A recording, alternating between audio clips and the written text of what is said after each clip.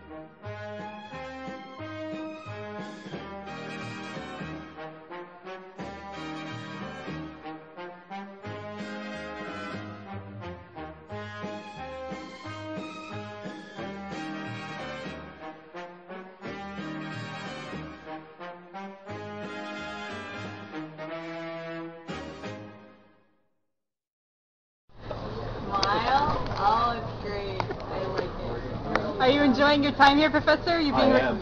Excellent, I'm excellent. at the Mad Greek. Life is good. It's only the first night. It's not even the first night. The night is still young. That's true. That is true. We have ample time to eat many more grilled cheese sandwiches before we hit midnight. Once we hit midnight, it's Friday the 13th, and hell is going to descend on the Barrow Pit in the form of the Sonoma State students. Oh dear. College Marin students. We are guarding our champagne, our women, and our luggable loos to no end. Sounds good. Sounds good. Hello again, everyone. It's again just a little after 8. We have just eaten at the Mad Greek, which is a food stop somewhere between the middle of nowhere and a hard place, and it was enjoyable. Definitely strange, if anything. It's like if Mexican met Greek met, like, I don't know, a fast food joint in the middle of nowhere on the side of the road. And it was pretty good, actually. So, yeah, highly touted and also very interesting. Yeah. Alright, well, we still have an hour to go on the road, so everyone's gearing up to leave. So, that's the Mad Greek. That's Euros, I guess, the side of Vegas? I don't know. Alright, later. Hello everyone. Today is Friday the 13th. Go figure. And we are out in the field. This is Nopah Range. We're basically in the middle of nowhere. And this is camp. Consisting of 2 schools, actually. Ours and the College of Marin. We're all here together. And, we're going to be doing some mapping, I think, later. And, hopefully it should be exciting. Oh man, it was an adventure certainly getting everything set up last night. But I slept okay. I think I was luckier than some other people. So, well, what are you gonna do? I guess I'm in the middle of nowhere. But I can say that I survived my first night, and then we just have to see what comes our way. Alrighty. I have a long day ahead of me, I feel, but hopefully it'll be interesting. Alright, signing out. So this is a really good textbook example. And of course the water is going to flow is going to flow this way or that way. Right? So ripple marks always form when the water is moving. The water is not moving this way; it's moving that way or that way. Can't tell from those. So ripple marks are a little bit like underwater sand dunes, in a sense. Sand dunes, sand is moved by the air, by the wind, and here it's moved by water. Okay. Just head on down the hill. When they're symmetrical, it's because there's wave motion in both directions. Hello guys, it's just about lunchtime. We are really high up. There's the road, and we are all the way up, basically on the side of a mountain. Man, my feet are tired. I think that's true of everyone here. Oh boy, this place is, I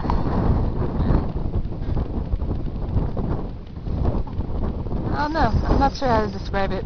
Deserty, I suppose. So now I'm just sitting on a bunch of rocks, eating lunch, and everyone seems to be wrapping up, so that's a good thing. Yep, just wanted to show you guys the view. Alright. Hello everyone, it's a little after 4 o'clock. We're still on the first day of mapping, first day out in the field, and the second day of the overall journey. I don't know if you can hear or not, but it is absolutely pouring outside.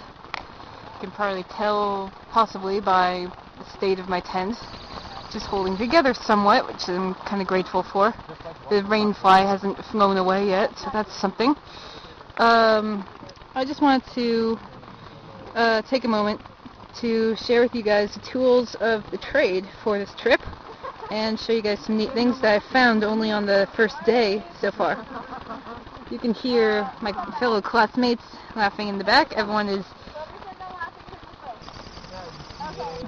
No, I'm talking to my camera. So partying the veins in a bit? Whatever. Anyway, okay, first things first. Rock hammer.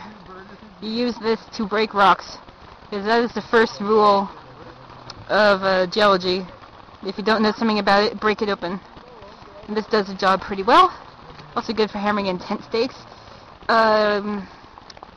This is the case, I guess, for the more important thing, which is a Brunton compass.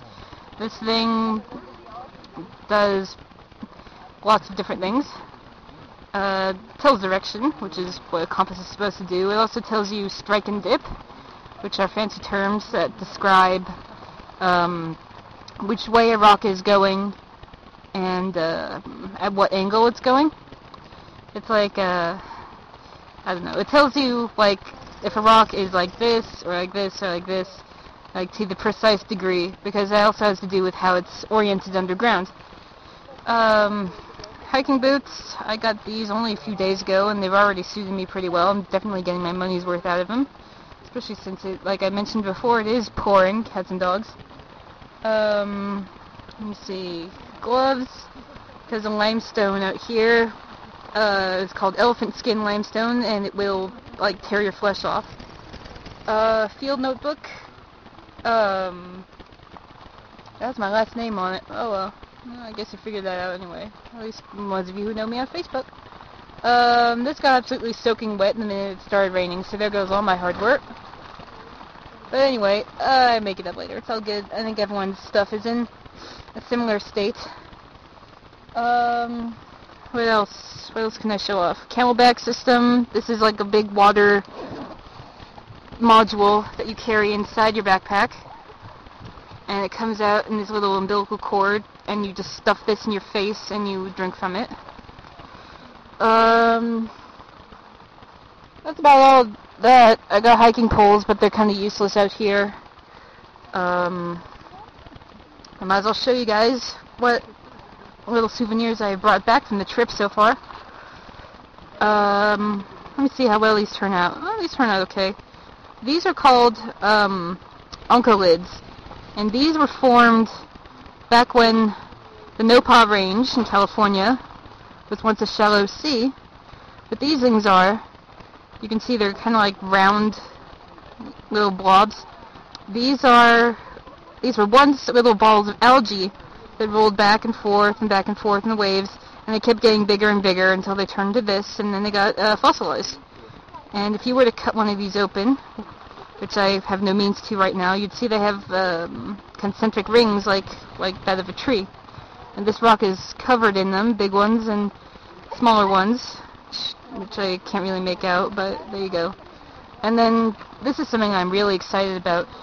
Apparently the Nopah Range is well known for trilobites. Like, commercial fossil hunters come to check these out. And in one of their piles of debris, I don't know how well you can hear me with the wind going, but one of their piles of debris, which is called a scree pile, a scree slope, I think is the correct term, I found this guy. You can't really make him out too well, but no, that's a shame. This is George. George is a trilobite, and he's actually in pretty good condition. I'm afraid, at least the way I'm seeing it now, you can't make out all of the little ridges along his body. I don't even know if it is a him, but it looks like a George, so I'll call it George. So that's George. I'm very, very lucky to have found this thing, and I'm glad I have, because he's definitely one of a kind. And part of his body got added to, but he kind of got broken off, so that's a shame. But at least I have George, and I guess George has someone to talk to, because its head came through, so that's something. Anyway, that was just what I wanted to say for now. There's all sorts of bashing and crashing and stuff going on outside. People trying to get the kitchen set up for dinner. And we have more adventures later today. And we are all going to hit the hay because we're all exhausted. It's been a very long day, full of ups and downs and crashes and bashes and smashes and all sorts of different things. I would rhyme with that. Not ashes to ashes, because that would be a bad thing. Anyway, that's about it for now. I'll talk to you guys later. Hello everyone, this is midday of day 2 of mapping, day 3 of the overall trip. Lo and behold, we have blue skies. This is the first time it's actually been cleared up since we got here.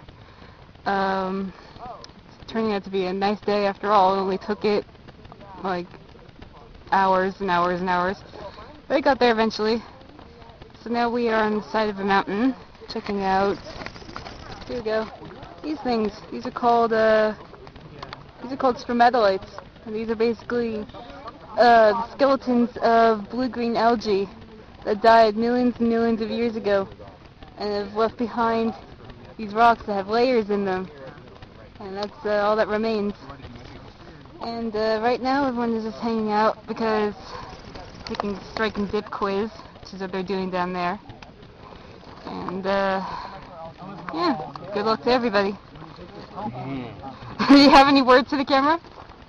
Dip away, my friends. Alright. Shake and dip. That's a new dance. Yeah. If you look, let me see your eyes. Okay, those are good words to end on. Alright, peace out. Oh, people's here.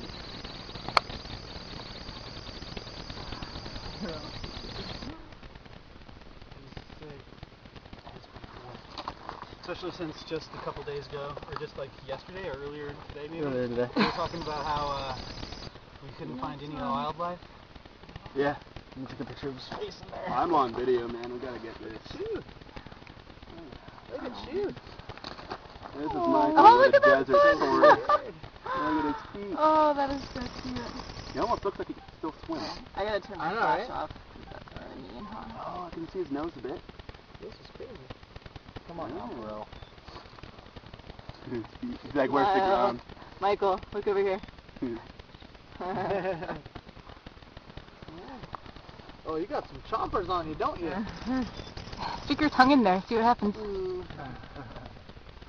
He's looking at us like, fuck you guys, like, Yeah. down. You, man. What's up, Adrian? He's had enough of us, I'm sure. This guy's definitely got some chompers on him now. God, it must have taken you a while to get up here, dog. Yeah, right? Probably been up here his whole life. He's been doing it for generations, man. His family's just been crawling higher and higher. It's starting to come out high. Yeah, what does it do up here on Green? Oh, it's the blood. Hi. We're okay. Yeah. We're okay. I would imagine he gets insects of some kind. But really slow ones. Like an ant pile or something, just licking it up. Oh, gosh. I like how his shell comes out a little bit so he can rest his head when he walks. Hello everyone, this is day 3 of mapping, day 4 of the overall trip. Tomorrow we go home, and I'm plenty excited about that. Oh man, you know it's been an interesting trip when you're excited about the 10-hour drive home. But what else can you say? Anyway, what you're now looking at is one of the many mountains in the Nopal Range. Might as well get a little bit of science in here other than the general entertainment. At the very top, the black rocks are called the Bonanza King limestone. That's one layer of limestone at the very top of this mountain. And it's the youngest in age, which probably still means, I don't know, at least thousands of years old, if not millions. So, but it's still the youngest, so that's why it's on top. Next to it, there's sort of like a downward slide part. That is, that's called alluvium. It's basically loose rocks and stones, which are about like a baseball or a softball in diameter. And it's entirely loose. It's all stuff that's fallen down in the past by landslides or floods or whatever have you. So you don't want to camp out in one of those. You don't even want to walk on them because you'll just fall down and kill yourself. But people have done it. There are some people up there. You probably can't tell where they are, but it's tiny little specks on the horizon. This mountain is probably at least 1,000 meters tall. It's not bigger than that. Anyway, coming farther down the mountain, there's something else that's sort of interesting to look at. It's much closer to home. Well, this rock that you're looking at right now, yeah, zoom in on that a bit. This is coated in something called desert varnish, which is basically when magnesium gets into the rock and coats it in like a black layer. But if you were to hit it with a rock hammer, which I'm not going to because I'm lazy, instead you have something like this.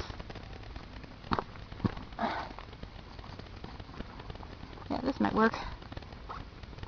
There it is. See, it's just got this little black layer on the outside. On the inside, it's all orange. That's the original color of the rock. It's probably dolomite, which has been coated in this black stuff. This might even have some calcium carbonate in the other side, which is really young. And it's just a deposit of this stuff that's formed over a few years. That just comes right off if you hit it with a hammer. There you go, rock. Okay, well, there we go. Out here you just find a nice rock to plot yourself down on and eyeball it as best as you can. Because I'm tired, everyone's dirty and confused and upset, but we're going home tomorrow, so that's nice. And, yeah, this has been one heck of a trip. I think I'll talk to you again before I sign out permanently, but, yeah, just wanted to talk a bit of science for now. Okay, take care. Earth, listen closely. Fair warning I give you. You don't get to choose how you're going to be abducted, or when. You can only choose how you're going to live on Earth, now. So prepare for... Oh, crap, you're so naughty and so complex. I could just catch them while I fix this contraption. Make sure you get plenty of fresh jerky and some souvenirs to take back to your friends and family. I guess the thing opened up. I thought it was hydraulics. I thought it was hydraulic and it pushed out. Yeah. Oh, did it? Yeah. That's Alright, let's go! Alright. Well, thank you hope you had a good trip.